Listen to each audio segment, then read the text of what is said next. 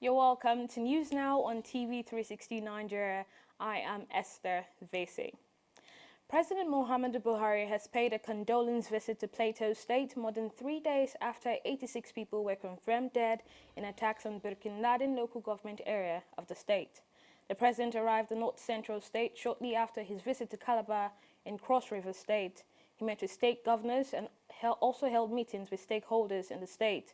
Now, Buhari's visit comes more than 24 hours after his deputy Yemi Osinbajo also paid a similar visit to the state. Also on Tuesday, the Inspector General of Police Ibrahim Idris replaced the Commissioner of Police in the troubled Plateau State. Bala Shiroma will replace Undi Andy as the state police chief. Now, Nigeria's security forces have also deployed extra troops to the area, with the Air Force deploying combat helicopters to survey the area. To the northeast, where a new report has said over 4,000 displaced women, children and men in the northeastern Nigeria town of Dikwa are sheltering in the open. A report published on Tuesday by refugee agency, the Norwegian Refugee Council, says 8 agencies are overwhelmed as hundreds of displaced people arrive to Dikwa every day after fleeing Malamkari village in Bama and other neighboring communities due to hostilities between the Nigerian army and armed opposition groups. It adds that over 600 displaced people are currently being kept in an unused, roofless gas station while waiting to be screened by the army, while some 4,000 others already screened are being held at reception centers before being given temporary shelters. The Nigerian military is yet to react to the report. Meanwhile, advocacy group Bring Back Our Girls is again demanding that the Nigerian government step up efforts to rescue the remaining 112 Chibok schoolgirls. A member of the group, Aisha Yusufu, in a chat with journalists in Abuja, vowed that the group will not relent until all the schoolgirls are rescued. On his part, Tade Aino, the Executive Director, Partnership for African Social and Governance Research, asked Nigerians to use social media as an active tool to remind the government to ensure the rescue of the girls. Members of Bring Back Our Girls movement have been coming out for 1,518 days. If they tell you they are not fatigued, what do you expect? We are human. And but we have consistently said that we will not go away until each and every one of our Chibok girls is accounted for, it's brought back home. And so we'll continue to come out. So on the issue of fatigue, that's not what, I think that's to be expected. Our souls are wearied.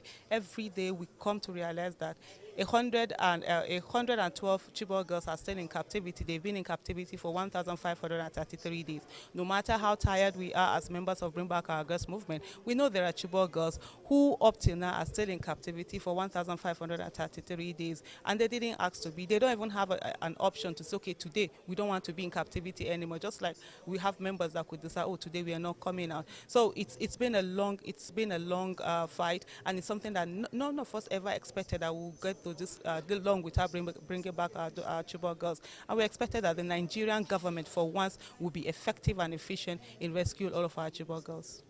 If you look at the social media engagement, it's one of the highest we've ever seen in this country. In terms of Facebook membership, in terms of likes, in terms of followership on Facebook, followership on Twitter, that the Nigerian citizen that has access to social media, and you have to look at the penetration of communications media in this country, is engaged with them. But the question then for the scientists, the social scientists, where do we move from engagement with social media to sustained action and organization? And I think that's the bigger question. And that's what we're trying to look at. Does engagement with social media translate to social action? If it translates to social and political action, what kind of social and political action? And is it sustainable within the context that it operates in? Stefania Marone, the head of Regional Cooperation Section, European Union, has asked African leaders to work together to ensure the progress recorded in security is not undermined. Marone gave the advice at a workshop organized by the Economic Community of West African States, which was held in Abuja. Now, other speakers stressed the role of the media in promoting the peace and security agenda of the Commission. Peace and security in West Africa continues to be confronted with very serious threats, including radicalization leading to terrorism, instability, and insurgency in the Sahel, as well as here in Nigeria with the menace of Boko Haram. Moreover, climate change and its resultant effects has further heightened farmers and herders' conflict. Insecurity in the maritime sector, engendering piracy in the Gulf of Guinea, trafficking and migration are also on the front burner line. To address the root causes of these and other associated threats to peace in the region, considerable resources are required.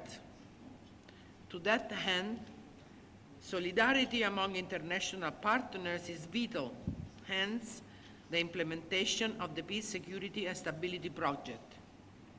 For a total of 29 million euros, 2 of that granted by ECOWAS Commission, plus 27 million euros by the European Union.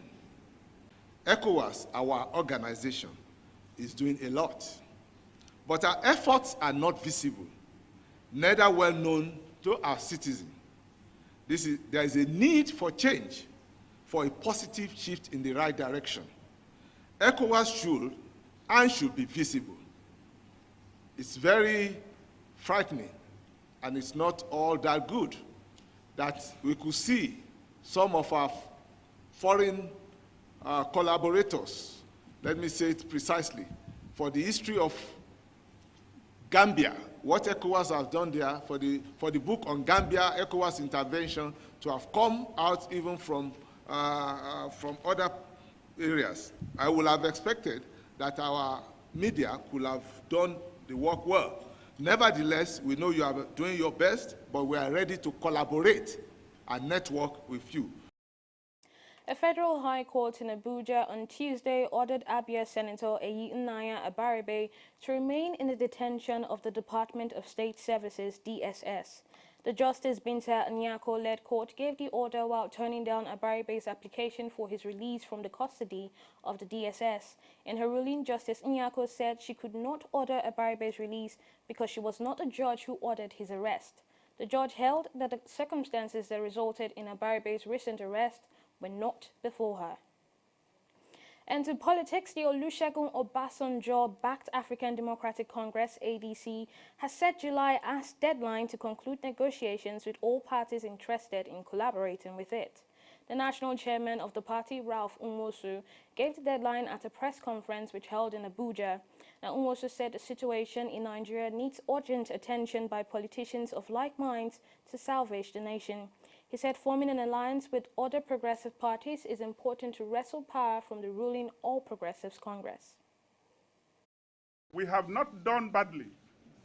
We have always been committed to changing the ugly politics that seem to pollute our environment and government. And we must now not lose focus. Again, I beg you all, it is not about position. As you all know, abiding with the ADC spirit and culture, we are in very unusual time in Nigeria. As a result, we need the alignment of progressives and patriotic forces and political parties to deal with the APC monster. Our national and international coordinators, facilitators, and mentors, and our technical and strategic committees nationwide are doing the strategic networking that will ensure that we rescue our fatherland.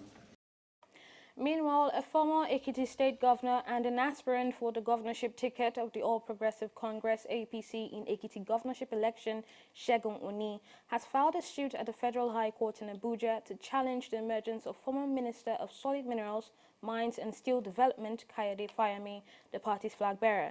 Oni came second behind Fayemi at the May 12 APC primary by polling 460 votes as against Fayemi's winning votes of 941 among 32 other candidates. He is asking the court to determine if it was proper for his opponent to contest the primary without resigning as a member of the federal cabinet. Now, though he had given notice to resign his ministerial appointment, Fahmy was still the substantive Minister of Solid Minerals, Mines and Steel Development as at the time of contesting and winning the May 12 APC primary. Or you're still watching News Now on TV360 Nigeria. Up next is News in Business. Corruption not in my country. Daladi, my business has been going down. I need your help. Bawahala. I will show you the formula. I use some bad chemical which I mix, so produce the drugs which gives me up to 4 times profit. Imagine, pa. So you are one of the people that is killing millions and millions of Nigerians in this country. Daladi, was it not you last 2 months that was complaining about the fuel scarcity in this country, that the government is corrupt? Have I killed anybody in your family? You don't have to kill any of my family members directly. Every Nigerian you kill is my family. Selling of fake drugs, expired drugs, putting drugs in wrong packets, all that are acts of corruption. This is corruption, not in my country. Fear here. Me? Fake drug? Now corruption? Allah care. Corruption not in my country. Stop corruption now.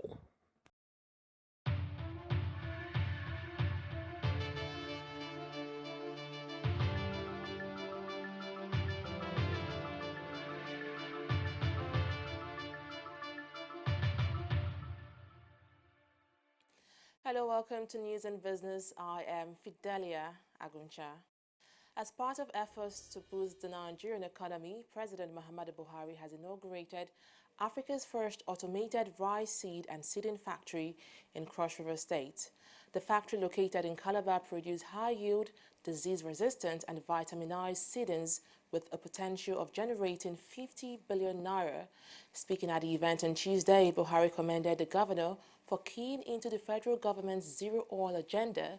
The president said he hoped that the factory would help improve rice production in Nigeria from 3 to 4 tons per hectare to about 9 tons per hectare, and thereby help the country to achieve rice sufficiency.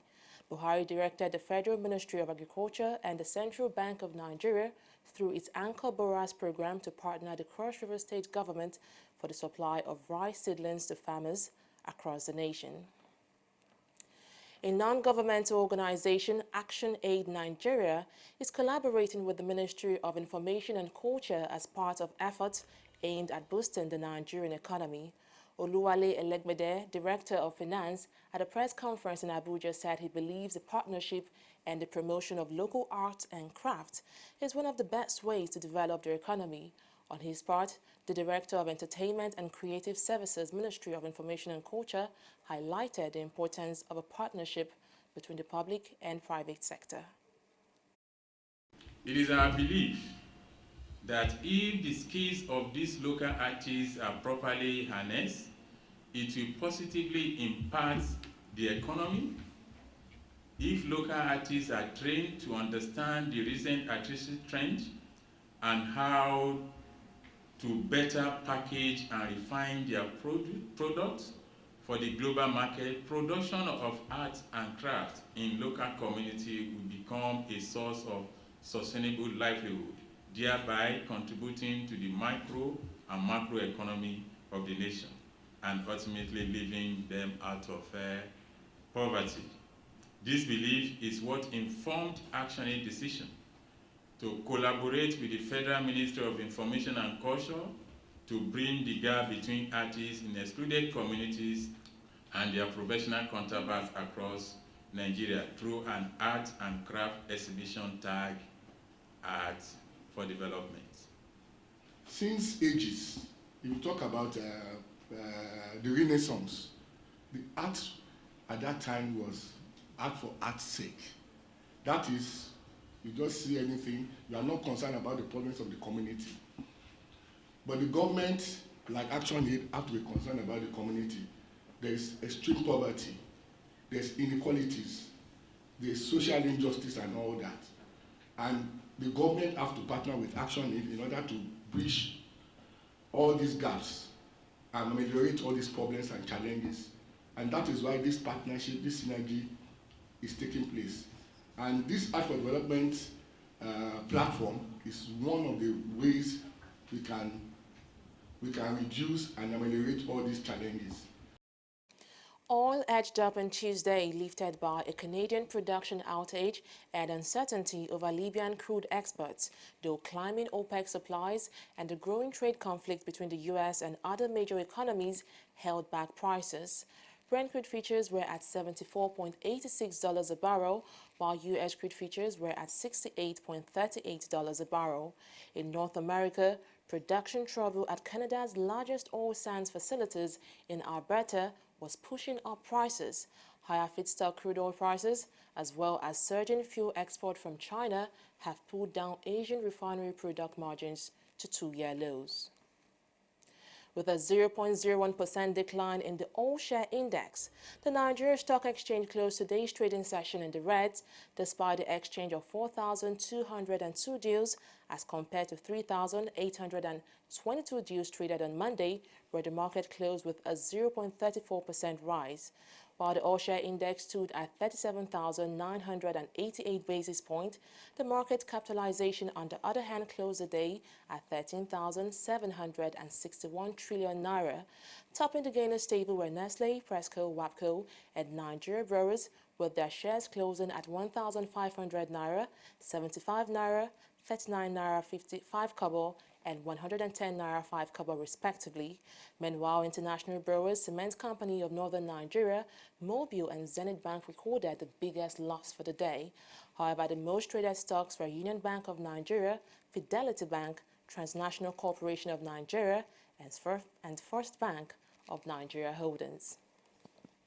Well, that's been news in the world of business. Esther will be back with more stories. Just stay with us. Good afternoon, sir. Good afternoon, madam. My name is Alero. I am not sick. I just need you to help put your stamp on this medical report. I want to tender it at my office as a sick leave. I'll pay 10,000 naira. Ma'am, that is impersonation. I'm not a doctor. Oga, be like say this English no go pay. I go increase the money to 20,000 naira. I beg. You know, if I give you that 20,000, as you wide so, you know, if it still help your condition more. So, you don't say you spread well. As I spread like virus, I'll be. You talk. Come out! If person come your hospital, talk say make you give am fake medical report, make you go take collect sick leave. Talk am say no, na corruption, not in my country. Corruption not in my country. Stop corruption now. You're welcome back. Now on the foreign scene, the United Nations UN investigators in the Democratic Republic of Congo say both government forces and militia groups have committed violations amounting to war crimes and crimes against humanity in Kasai province, which descended into chaos 2 years ago. The UN Human Rights Report speaks of horrific atrocities, with militia forcibly recruiting children and government forces burning villages and raping and killing women and girls. The investigators say the government must bring those responsible to justice and provide support for victims. The conflict has driven more than 1 million people from their homes. Meanwhile, South Sudan's President Salva Kiir and rebel leader Riek Machar have reached an agreement on some points in peace talks in Khartoum. Now, Sudan's Foreign Minister Al-Dir Ahmed said the points agreed on would be announced on Wednesday morning. When talks began last week, it was the first time Machar met face-to-face with his rival, President Kiir, in almost 2 years. The current phase of discussions has now been expected to focus on the country's economy for the first time, which has been shattered by the violence. Now, oil production has almost ground to a halt in a mineral-rich country.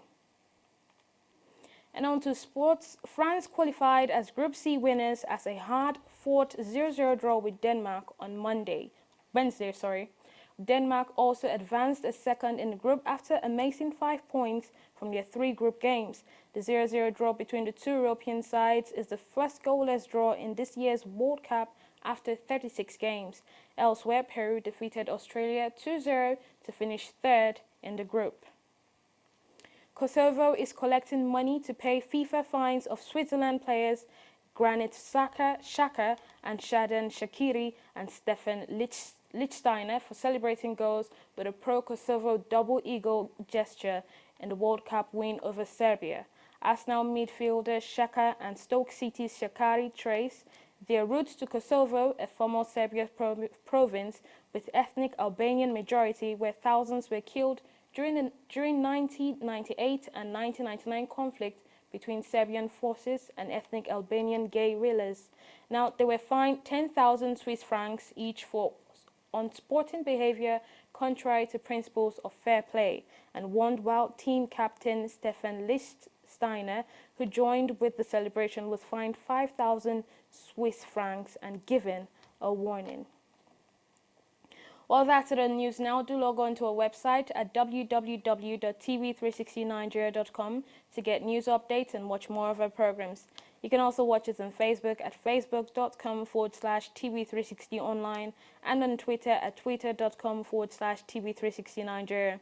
We're also live on YouTube at youtube.com/TV360Nigeria, and we're also on Google Plus, and our handle is TV360Nigeria.